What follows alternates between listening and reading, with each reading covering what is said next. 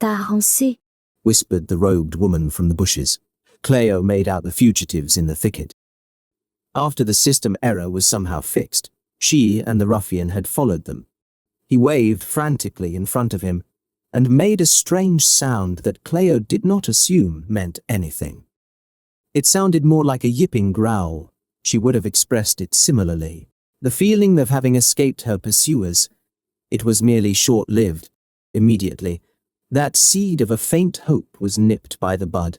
When the paralyzing effect set in, every muscle fiber wanted to burst with one blow.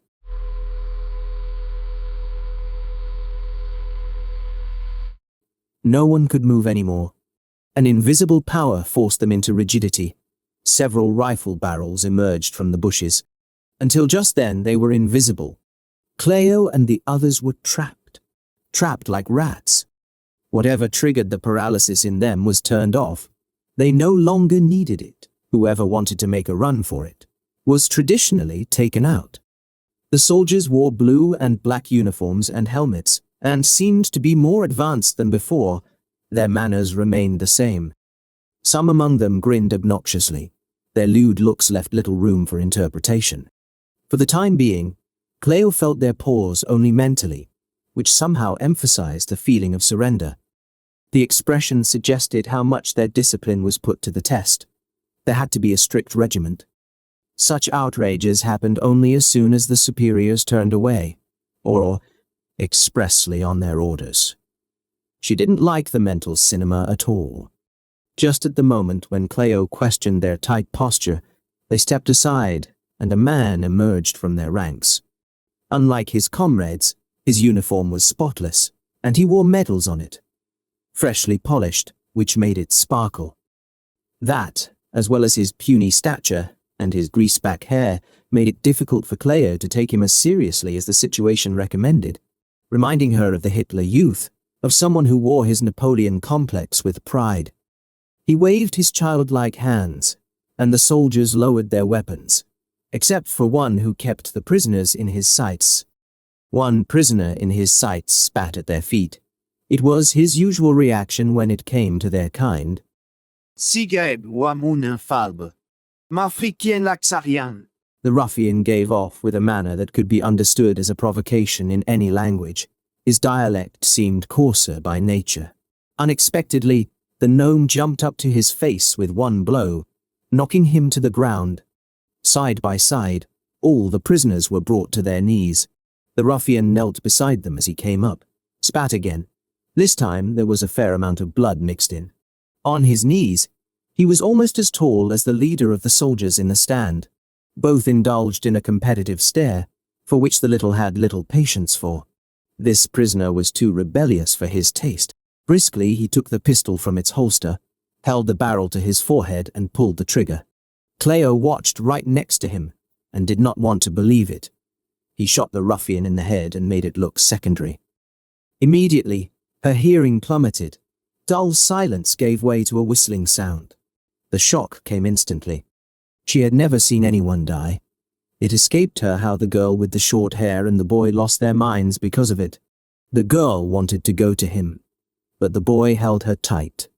Himself trying to stay on his feet, she screamed and cried. One did not have to know a language to understand a loss. Phaedra, She sobbed, and her brother squeezed her, leaning on her as she leaned on him. He held back the tears, the blind rage. Because of her. The word echoed through his look. Kleio did not have to understand the language to know what it meant. A nod from the leader was enough. 2 soldiers stepped forward and divided the mourners. The girl made a whimpering sound, announcing the pain of her soul. They remained quiet as the leader made his speech. Prudito de magna ispat, invito heretics de beso punir. Kleio barely got him acoustically, would not have understood anything anyway except for vague chunks. Only at the end did it become clear, when he moved the piercing eyes, that of all people. He was addressing her. Et que es murie bella. I don't understand you. Können Sie Deutsch? Vous parlez français? English, maybe? Impossibly could be said. How an uncertain laugh escaped her at that moment. She lost her nerves. The shock sat in her stomach, the struggle in her bones. She kept her calm on the surface. Until now, she clung to the belief that she had traveled through time and landed in a war era. Somewhere, she had picked up how much languages changed within short periods of time. Still, the fact that she didn't understand a word struck her as odd, even considering the overall situation.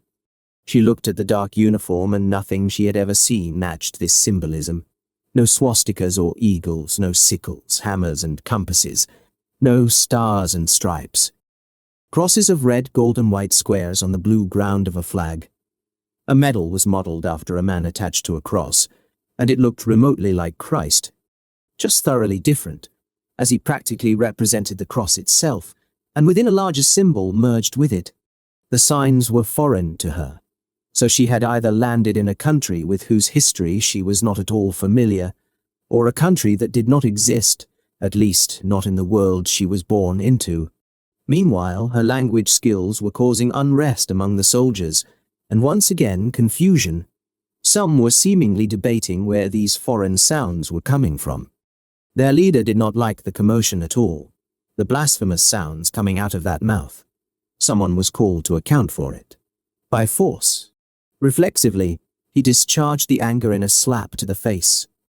Again, he made it clear that he would stop at nothing, hitting her almost unconscious. And for the moment he ignored her, devoting himself to the siblings. They were simply more susceptible to his sadism right now. Brictimar, The girl spat like a curse. He let her get away with it. Magdasha Laxarian, She continued bitterly lamenting. Laxarad, Intigarna. She punctuated her rebelliousness by spitting at his feet, a fad that had cost her father his life. Beside her, Kleio crouched on the ground. The blow reverberated from her head to her limbs. A taste of blood gathered in her mouth, and the side of her face was numb as it pulsed dully. If any fiber in her had still refused to believe in the reality of what was happening, it was convinced by raw brutality. He had caught her ear so hard that it felt as if something in it had been damaged. She was almost deaf and did not understand what the girl was saying, nor did she really hear the robed woman speak.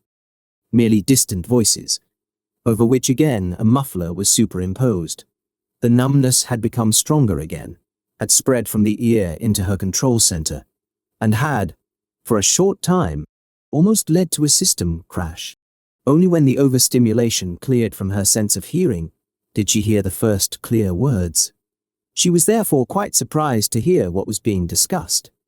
All of a sudden, and for inexplicable reasons, as if her mind came to terms with this screwed-up parallel world, she began to understand their languages. Suddenly, the gibberish of these people made sense in her ears. Why did you shoot this man, I ask? The robed woman said crystal clear. He did nothing to you. You had the situation under control. What reason did you see in that? Spoken like a child of Laxaria. The leader said with the same clarity. The heretics practice our tongues well. If you knew us a little better, you would know that we Laxarians are pragmatic women. The writings of Ispat teach us ideal selection. Your companion was too old and spent for placement in our facility. He was not worth the resources. You, on the other hand. Satisfied, he looked at his prey, Kleio, on the ground. You are earning a place in our camp for conspiratorial acts against the Collegiate of Ispat, and violation of the Ispatian ban on theurgic practices. I, Cruxbero, 04-1012-1008, hereby place you in the benefit of the Laxarian Empire. The speech led Kleio to wish back the language barrier. She could do without the understanding of forced labor and prison camps. The decision-making power fell to someone else.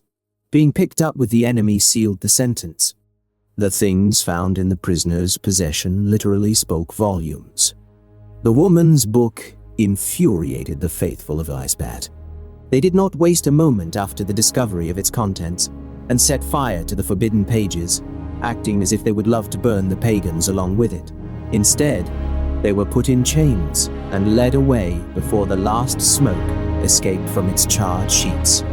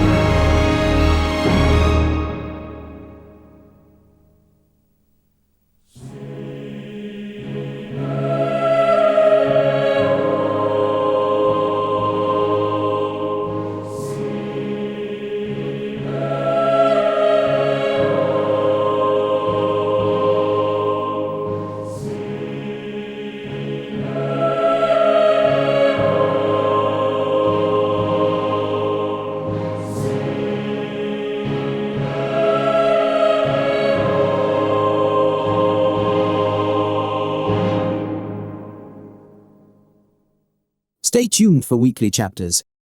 Like, share, and subscribe for more wacky adventures. We thank you for your support.